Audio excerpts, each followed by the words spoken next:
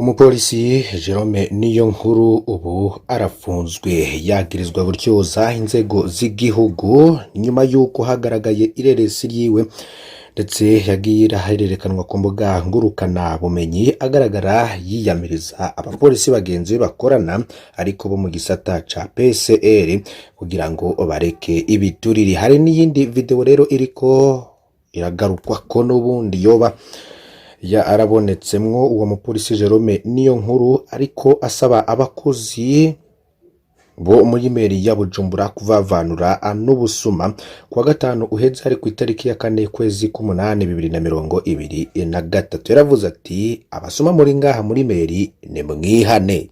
Ivyo yarabishikirije gusa cyarangiye afunzwe. Mugiye gukurikira amajwi y'abene gihugu boba bashigikiye uyo mupolisi bavuga ko ivyo yakoreye yo baragahomera bunwa, ariko kandi turaza no kugaruka ku nkuru n'ubundi ifise aho ihurikiye n'igifungwa ry'uyu mupolisi.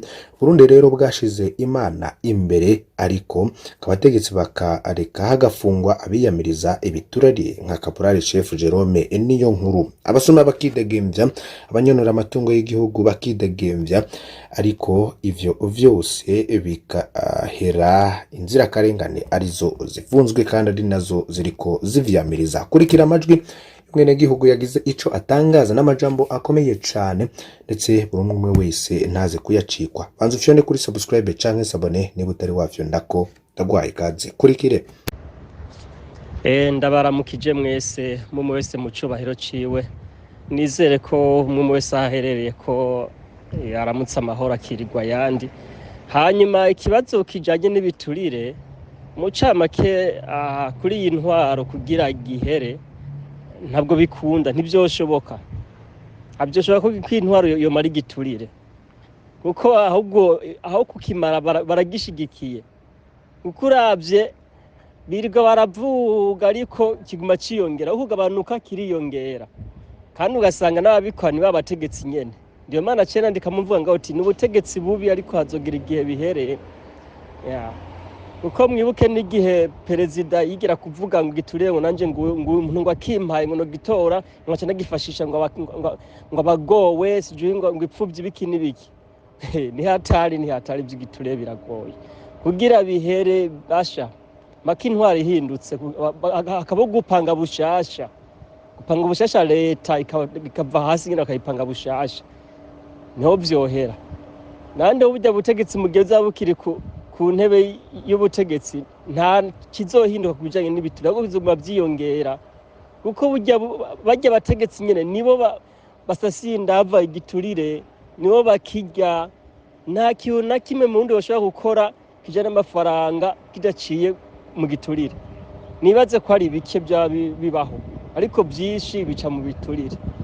Nawe ukaraba ikintu uba utumbereye gukora bivaye nuko ubugikeneye cyane ukemera ukaheba ati reka ndeko ikintu no kironka, ariko kwa rukubura uko umuntu agira. Mucamake mu bihugu bimaze gutera imbere nta bintu by'ibiturire bibaho. Ibyo ndabibona nyene iwacu muri Afrika niho umengo haravumwe sinzi ukuntu umuntu yabivuga. Biragoye kabisa basha, biragoye gusobanura ibyo mu gihugu iwacu bijanye n'ibiturire kabisa. Gusa reka dukomeze dusenge, izuba rizoteba rizokwaka, ibintu bizohinduka siko bizokwama. Muri imvyi niyo yaririmbye ati aha turi hari abandi. Urumva rero ntibace biyumvira ati hajya badede bicaye ngo niho bazosazira, niho bazokwama. Igihe bizohinduka bizomera kujya ko imbeba ifashwe n'akamasho, bazoshiduka bose bisanze bari mu yabira. Ngo rero igihari no kwihangana gusa, komeze dusenge ibintu bizotera bija mu buryo. Aba nk'uyu mushinga ntawe ukuntu bamunyanyasije, ukuntu bagiye kumupfunga bamuhora ubusa, bamuhora gusa gushira ukura habona, aho kumushimira ati ibintu agize nuko caba baza kumufata munyanyasa mutamugasho. Hacogeze inzego z'igihugu, umva nk'ivyo ari ibintu byo kugira bagiriza umuntu. ibintu yavuze kabisa asha ni ibintu by'inkoramutima, ibintu bikomeye cyane bagomba kubikorera ko nyabuna, ariko ngabaciye bimuhora kanyanyaso kari mu gihugu kweri wapi kabisa kararenze. Hamukure mu muryango, umukenyezi n'abana basigare barahangayika bamuhora ubusa, kandi yavuze ibintu biri ku mugaragaro, ibiturire byabaye ndase, ibintu yavuze nibyo kabisa, nibyo yashize ukuri ahabona, ariko rakuntu babimuhoye nukumaramara gusa, babuze ibyo bamuhora, bemera kuza kumwagiza ibitagira ifatiro.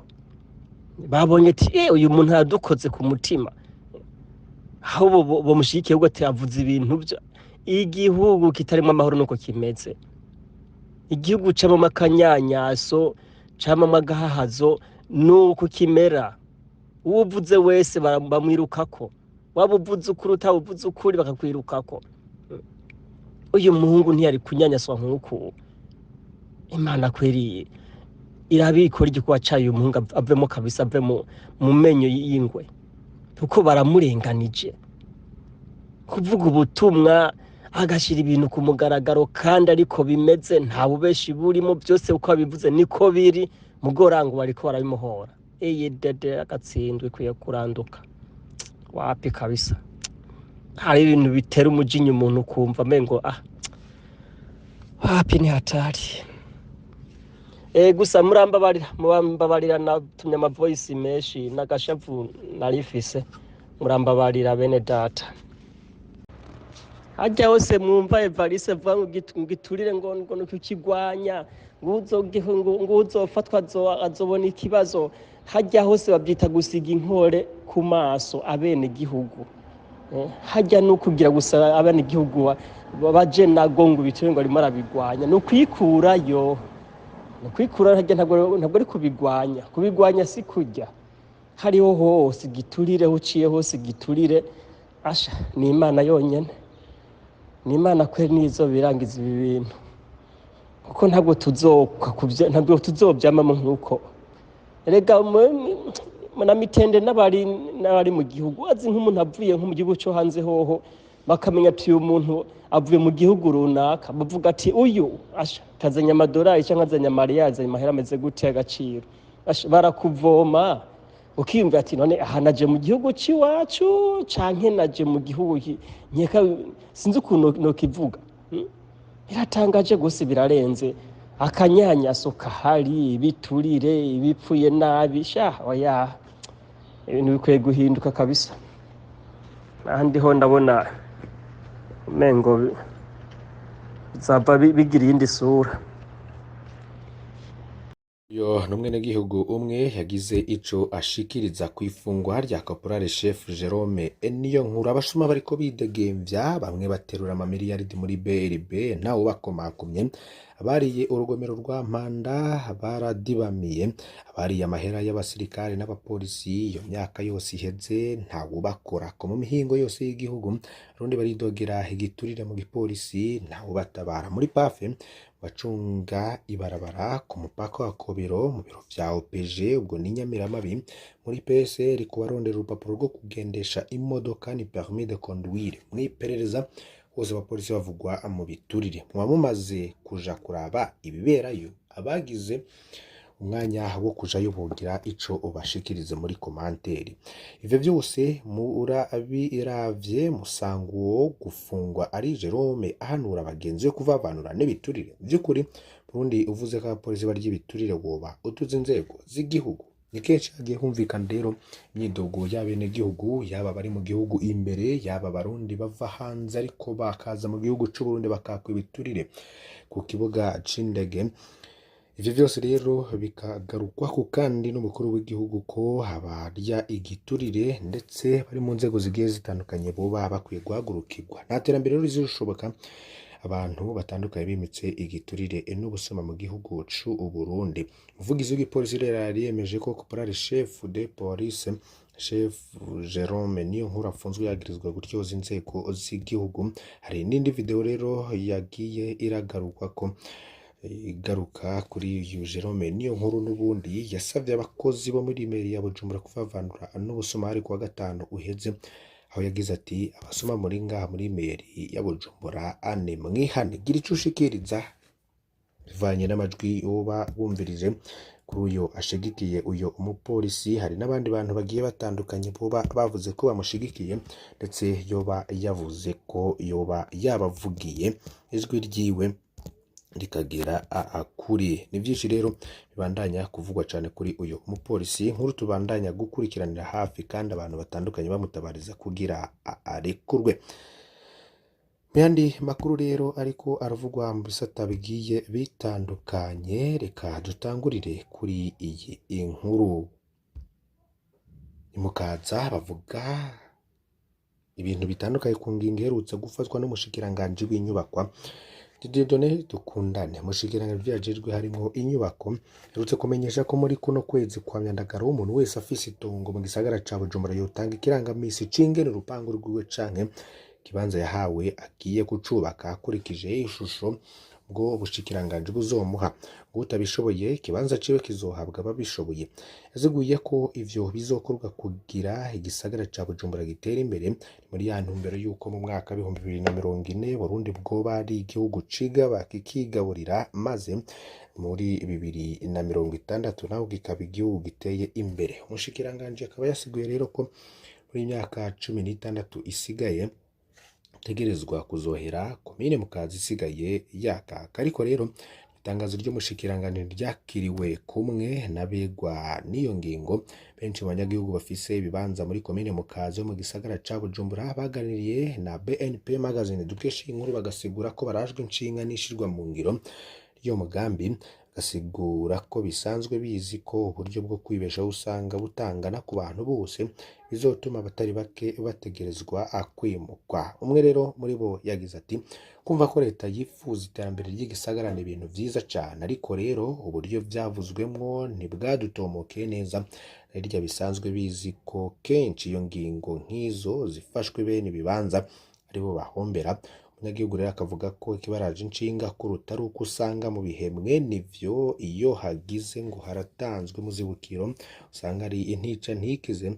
Umunyagihugu rero iyo ngingo irashobora no gutuma bamwe mu bahora bafise amatongo muri ayo makaritsiye muri komine Mukaza basigara mu kangarateke. Ariko rero hari n'abatahura umugambi. Umunyagihugu umwe BNP magazine yoba yaganirije Musanze kuri zone Nyakabiga yagize ati mu bisanzwe iterambere ry'ibisagara byose ryama rigenda uko wanashaka mu ntango abantu ntibaba bavyumva, ariko uko igihe gihera iyo takarenganyo kagiyemo barahava bakabona ko atakintu ciza cokorwa akiruta ico. Niko rero benshi bagize ico bashikiriza. Mushikiranganje w'ikiga ca leta Odas Niyonzima hamagara abanyagihugu gutanga amakore n'amatagisi mbere yo gusahiriza ikiga ca leta kugira imigambi yayo itegekanya gukora mu mwaka 2023 shiro 2024 iranguke. Bishikirije kuri wa kabiri mu nama yo gusigura no kumenyekanisha ibiri mu itegeko ry'amahera leta izokoresha kiranye n'abaserukira intara n'amakomine muri Bujumbura meri sagara ca Bujumbura muri Bubanza ndetse na Cibitoke. Gusanura amabarabara y'ikibuga c'indege Merikero Ndadaye, gusanura no kwagura amabarabara route nationale, kubaka ibarabara ry'indaraye, kubaka ikigo c'ubushakashatsi mu by'ubworozi n'uburimyi, kubaka urugomero rwo kuvomera ku ruzi Kajeke, tunganya imirima minini ya kijambere, kunganisha imishahara y'abakozi ba leta, kurungika ku ishuri rya kaminuza bahejeje umwaka n'uheze. Ni imwe mu migambi mikuru igize itegeko ry'amafaranga leta izokoresha mu mwaka 2023 shira 2024. Nayo ngo ikaba isaba uburyo bwinshi. Mushikiranganje w'ikiga ca leta akavuga ko ivyo kugira bishoboka ari uko abanyagihugu boza baratanga amakori n'abatagisi ku bwinshi, maze iterambere riboneke mu gihugu. Kiri mushikiranganje w'ikiga ca leta yashikirije nuko mu migambi yose ni mu nteguro myinshi ari imishasha leta ngo ntiyahora iyishira mu nteguro y'amafaranga yari isanzwe ikoresha mu mwaka ku mwaka. Ikindi naco kuva mu nteguro y'amafaranga yisunga uburyo buhari baja muri inshasha isaba gukoresha amahera yisunzwe ibikorwa leta itegekanije kurangura vyagize navyo nyene uruhara mu iduzwa ry'itegeko ry'amafaranga azokoreshwa mwaka 2023 na 2023 ushira w'ibihumbi 2024. Muri iyo ntumbero umushikiranganji asaba abanyagihugu gutanga abakori n'amatagisi kugira haboneka amahera leta ibura maze ishobore gushika kwihangiro yihaye. Ndabakengurukiye cane mwe mudukurikira mu makuru n'ibiganiro dushikiriza imisi yose. Ndagusavye kugira ufyonde kuri subscribe canke sabone mutari wafyonda ko wibuke no kubisangiza abagenzi bawe kugira badacikwa n'amakuru yose dushikiriza. Mani bahezagire, tuzosubira ku munsi w'ejo.